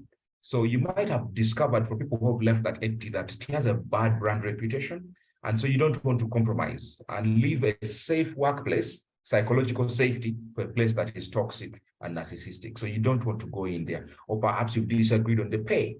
So yes, politely, it's just like resigning from your current job. You leave some, bruised egos as well. You leave some hurt feelings, because if you've been good at your job, chances are they want to keep you. And yet here you are going for so-called greener pastures. So there's no easy way to do it, but do it anyway, do it in writing, and politely step away from that. Thank you so much. My time is really running. Peter, I have one final question for you, because you have been in multicultural organizations, you've been around this global village of ours. And one of the things we've learned or highlighted in our discussion today is that we need to establish trust with our panel. And so how are we going to do that while we're interviewing for, say, international jobs? And while you answer that for me in a minute or two, I'm just going to ask you to add on to that. Somebody's asking how they manage stage fright. Mentors always tell us to practice more and more, but this seems to not to control the adrenaline. What's your take on this? And I feel like that sort of plays into what the question is about, establishing trust with the panel. So talk to me quickly in a minute or two about that. Thank you, Irene, for that. And I think as Dr. Stella mentioned, as we've discussed today, we're not discussing qualifications. Yes, they're important. Certainly, they are the tools that enable you. But along the way, you're trying to find a fit. You're trying to get a feeling of, will this person have my back? Will this person represent my brand? And therefore, the question of trust comes in. And I think it's that, if I would call it a KPI, that is sometimes difficult to measure. Yet, when you look at things, whether it's our love relationships, work relationships, when that is broken, then everything else crumbles. And I think it was George MacDonald, if I remember, who said, "To be trusted is a greater compliment than to be loved." So what does trust mean? What is this fluid thing that is called trust? I think it's that feeling of this person will take a bullet for me. It's that feeling that this person, has my back. If it's a leader, this person has our best interest for us, and therefore they're able to demonstrate. We're able to feel comfortable following them. They will not, they will take accountability, whether for the right or wrong, and so on. Now, whether it's in a global organization or international organization or national organization or whatever, so I think trust cuts across, But in terms of how do you demonstrate, one, you need to show, if I take global, for example, that your culture is sensitive, because you're working with so many other people, different regions, different races. Your jokes may not apply to them, different time zones, and so on and so forth.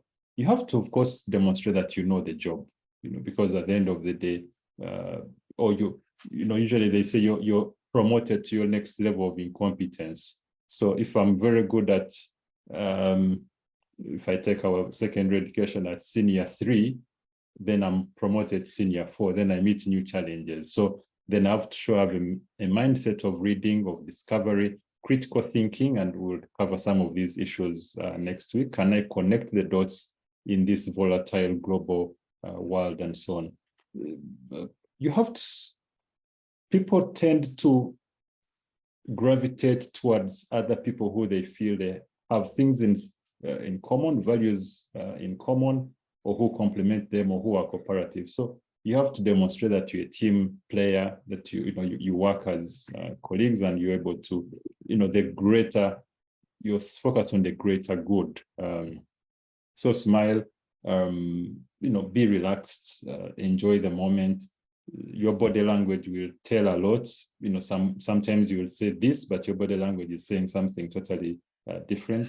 We've talked about confidence. Of course, you have to balance that with humility, be courteous, and importantly, be authentic, because one wrong thing discovered within your story kills all the other great things that you've told. So if you told one little white lie, or one little inconsistency, it might be the deal breaker, you know, and if somebody feels I can't trust you, then whatever else you say, however wonderful it is, then it keeps away. I think people have talked about eye contact and maintaining that. And of course, things like ethical dilemmas will be thrown at you, and in different ways. Sometimes you'll not see them coming, but you have to be alert and apparent, you know, most importantly, understand what are your values. You have to understand yourself. I think the Art of War talks of, if you don't know yourself, you know, then you can't lead others, or you can't be in an environment where you expect to win. So those are some thoughts. Of course, consistency, reliability. There is within the interview, of course, some of these things carry over beyond the interview. And of course, they will do background checks on you in whatever form, manner, shape. And things will come out of this person doesn't take well when they fail, you know, and they will blame everybody else when they are brilliant people. However, they never take accountability for when things don't go well, and that's a red flag. And then, you know, before you know it, trust is lost. You told me to be brief. Stage fright. Trust me, we all, when the stakes are high, they say when it doesn't frighten you, it's not that big enough. You know, when your dream doesn't frighten you, or when the circumstances don't frighten you, it's not that. So we'll have stage fright. I think you're not alone. I'm with you. But at the end of the day, you have to practice. You have to understand what is your value. When you're selling something, when you're selling your skills, your capability, you have to also understand what's my value, because if you're coming to the table, you have to come to the table of negotiation. So that means I'm bringing some value. I'm also getting some value from you. And what is the trade? What currency do we use? And when you have that, then it becomes an issue of you're not going to beg. You know, yes, you have to be humble. You have to understand they've invited you, but I'm coming to negotiate what I'm offering you, and also to listen to what you're offering me, an opportunity for growth, of course, earning and all, doing all these wonderful things around the world. But I'm also offering you, you know, my competences, my ability to win, my ability to help you solve some problems you have. Because if the company didn't have a problem, then they're not hiring you, because there's nothing to do. You know, there's no aspiration. So stage fright practice, understand your role, attend some of these sessions, because I'm sure out of this we've all learned. I've learned a lot. They help, you know, remove some of the layers of fright. I don't think you will ever be 100% that, you know, you're Goliath and you don't care what happens to your full armor. But again, we also know what happened to Goliath or Goliath, depending on which nursery school you went to. But again, confidence is one thing, again, but you also want to come with humility. So however confident you are, you don't want to come and talk down on people. You want to demonstrate that, you know, you're respectful and so on. So I don't think there's a one size fits all in terms of fright. Sometimes it's also an issue of imposter syndrome, and Stella has talked about this. You feel you're inferior. You feel this thing is too hard for me. I've interviewed with PhD holders. I don't have a PhD. I have several qualifications. I've interviewed with PhD holders, but I read the job description. I looked in the mirror and looked at myself, and I'm like, I can do this job. And I thought, why can I do this job? And I listed my, you know, what I bring to the table, Stella's table. And I was like, I can do this. I'm going to give it my best shot. And, you know, walk away with it. And you bring your best shot to the table, and people will look through it. And sometimes they're not looking for a PhD. They're looking for a person who can help them advance their cause. That might be a diploma holder. It might be a PhD holder. It might sometimes be a guy who doesn't even have any of these. If you look at some of these Googles and Apple companies that we aspire to be in, many of them are now taking an approach of who can do the job, not who seems to have a paper that seems to be a promise of who can do the job. You know, that paper is important, but they will go through the evaluations, who can do the job, and they will headhunt some character called Peter from somewhere because they know he can do the job. If you're a mechanic, what you want is the car done, is the car repaired, you know, and that's sometimes the attitude you bring to a job. Thank you very much, Irene. Yeah. Thank you so much, Peter. it reminded me about something I read before about resumes in the 4-hour week. And this guy said your resume is simply a summary of all your suffering. So in the international workspace, like you've said, it's no longer about the paper that you're holding. It's about how have you demonstrated that you can fit this role and that you're able to do the work, not just your qualifications. The questions are so many, but first I'm going to request that you give us 5 more minutes for us to be able to wrap up this properly. But also, as I said earlier, we have a full boot camp that's going to happen starting on Monday from 5:30 to 7:30 daily. It's for a week. Please feel free to sign up. I'm sure the information is in the chat. We will be able to answer all these questions because I'm seeing quite a number of interesting things, including how can we learn from a senior executive without seeming like a stalker? That is very interesting. There's a question I saw as well, how do you prepare for an internal role? And I think Stella had hinted and given a very in-depth discussion about that, but I'll just give you a quick highlight of what she said. Remember, you're transitioning from doing to thinking, so it is very important to have your mindset in check.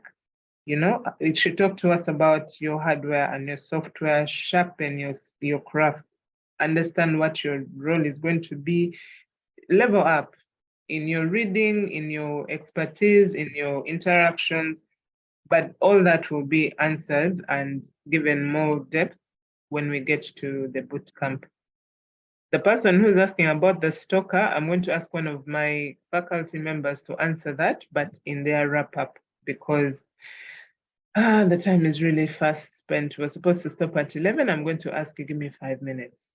So in a minute, each one of you, I'm going to ask you to give me your power punch.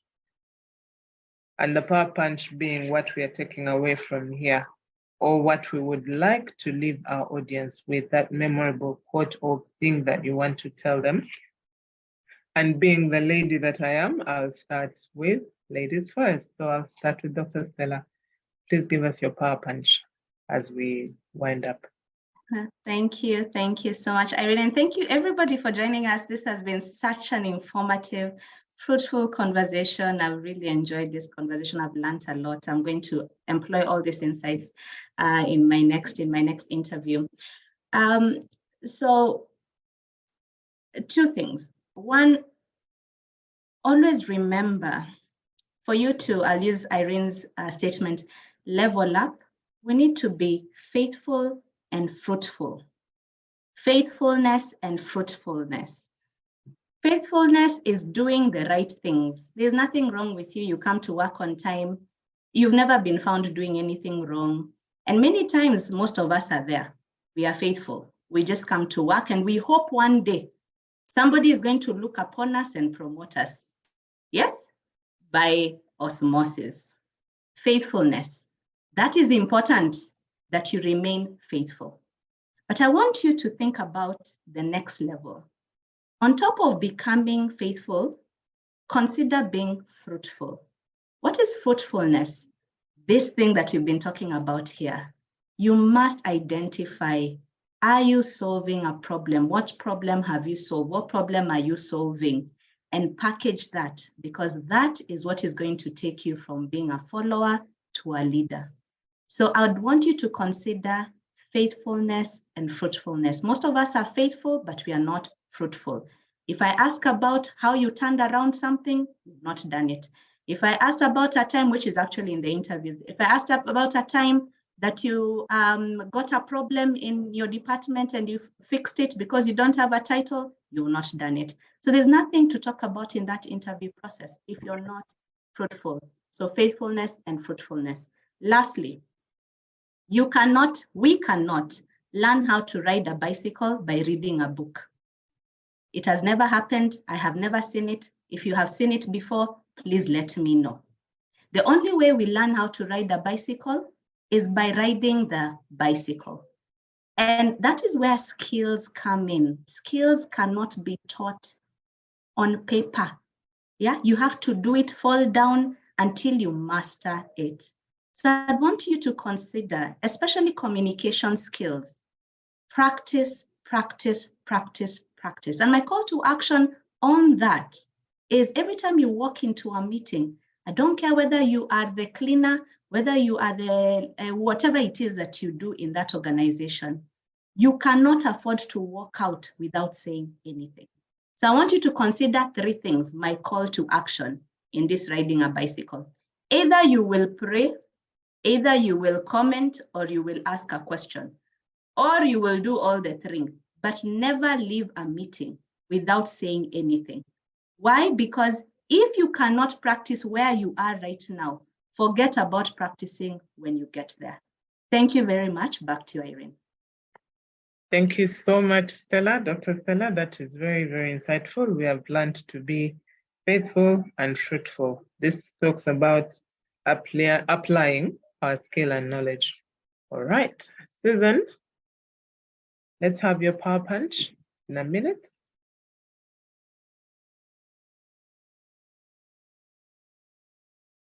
Susan, are you with us?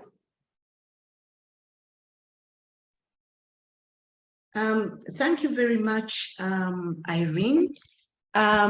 Thank you to everybody who was able to join us this morning for this very interesting discussion. In my closing remarks, I just want to focus on 2 things, behavior and traits.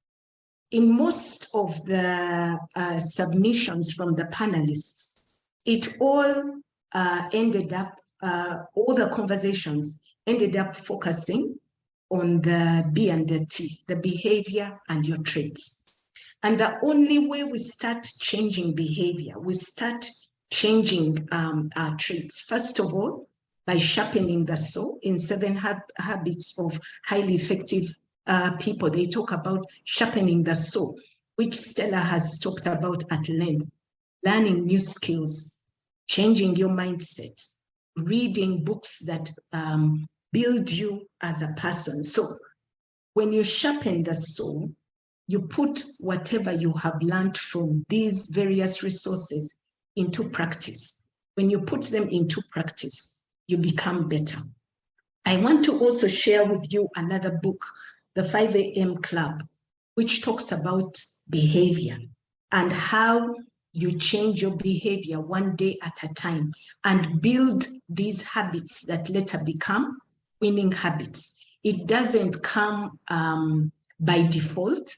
You have to work at it.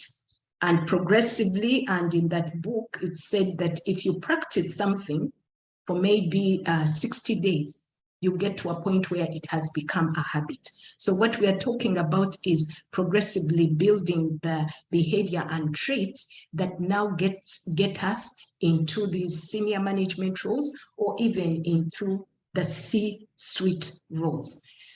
Now, one of the things you need to do, which is my call to action, is sign up for this course because it would enable you learn practical skills that you can start putting into practice so that you begin on that journey that is going to enable you tomorrow to sit in that C-suite position or to sit in that boardroom.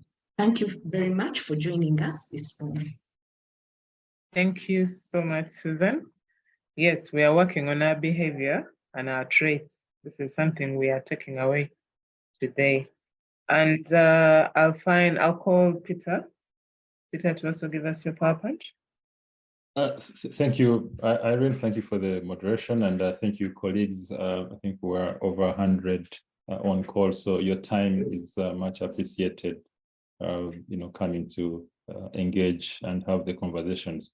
I think my takeaways or my, thoughts out as we conclude this is I'll borrow the words of Simon Sinek, who says, "Leaders are responsible for the people who are responsible for the results." So as you grow into leadership, you've grown, through your competences, but now you have to lead people who are doing your job, and certainly you may know your job better, but now what you're interested in making sure those people are comfortable, you create an environment where they're able to excel. And Richard Branson says, take care of your employees and they will take care of your clients. So as a leader, as you move from follower to leader, you have to understand that you're giving direction, you're making an environment that people can prosper, that you're trying to ensure that people bring the best out of themselves. They can't do that if they feel that, the toxic environment, they are not trusted, you're not allowing them to be innovative and all those things. So as a leader, you have to see what's our goal. You're the captain of the ship. Where is our North Star? How do we ensure that everybody on the ship gets there? Certainly learning and improving and leadership, you can never say I've become a good leader. I think we're all work in progress. Let's attend these courses. There are so many audiobooks. I think somebody commented in the chat room, let's go to Aristoc or whatever bookshop and we buy. So much resource on the internet. We've spent 2 hours on the internet today, a little more than 2 hours. There's a lot of learning resources. Read, improve yourself. But most importantly, if you don't apply that knowledge, then you're really smiling in the dark. I will not add the other words that usually are added to that. So improve yourself, be exemplary, and live for your legacy. What you want to, people to remember you for this. Thank you very much. Thank you so much, Peter, for calling us to step up and become better leaders and improve ourselves. Last but not least, I'll call on Joseph. Thank you very much, Irene. I want to also thank our audience because adding my voice to Peter's, having an audience of slightly over 100 people stick with you for 2.25 hours is no mean feat on a public holiday, a rainy, cold morning when they could have been sleeping and adding another layer of duvets. They were here with us spending time, learning. And we also enjoyed your company very much. But just a quick correction, I am no longer president of ICF. I ceased being president of ICF about 3 weeks ago. So I've handed over to Stephen Mukasa, just for the record. But in terms of the topic under conversation today, the topic of discussion, as far as, preparing yourself for the interview, like Stella said, we're not really emphasizing how many qualifications and academic credentials you have. Certain organizations globally have moved away from academic qualifications completely. They don't even mention it in their job descriptions anymore. PricewaterhouseCoopers is one of such organizations. You think about most of the students they take on to train as ACCAs, they'll train you themselves, but there are people who have come from agriculture, from medicine, like, what are you doing in advisory services or accounting or auditing? Because they know that the skills can be learned and taught, right? You think about the companies like Netflix, the likes of Google, Meta, which was formerly Facebook. They're not emphasizing your qualifications. In fact, there's an organization in Kampala right now that is taking on students who have just left Form 6 or even Form 4 and training them to code. Some of them are making the most amazing software engineers with no academic qualification whatsoever, no certificate, no diploma, no degree. I'm not bashing qualifications. I have a master's degree. I have several certifications, as you can see from my profile, but I'm not bashing certifications. I'm bashing the failure to improve on oneself at the expense of thinking that another master's will just add it, will clinch it. It won't, it will not. And so the gentleman who was saying that, how do I compete with people who are more qualified? They're not more qualified necessarily. You might be much, much, much more qualified because what we're looking for is skills and competencies. The CV, rather the academic qualifications are just a tool to get you to the door. It's a shortlisting criteria. And especially for many multinationals and government agencies, the shortlisting criteria is auditable. So if you come in without the shortlisting criteria, there might be questions around how did you qualify, right? It's not that. So we need that to get you one foot into the door. But once you're in, what got you here will not necessarily keep you here or take you to the next level. You might actually be promoted to a place of incompetence after all these interviews you've done. Why? Because you have the PhDs and the masters and the MBAs from Edinburgh and Manchester and wherever in the world, Harvard, but you've not concentrated on the skills, on the you. You've not improved from the inside to the outside, and you're not glowing as you ought to be. I think with that having been said, our time here is fast spent. I'd like to hand back over to you. And thank you, my fellow panelists, and of course, our audience for being a terrific team and leading Boards Africa. Whoa, what a morning. Thank you. Thank you so much. Each of the panelists, you've been exceptional. I've seen so many thanks coming to you. Thank you for sharing your knowledge and skills and experience. It's really been worthwhile. We definitely will hear more from you. For our listeners who are still on the call, there will be a boot camp starting next week on Monday, and these will be the same people that will be facilitating that boot camp. So please make sure you sign up.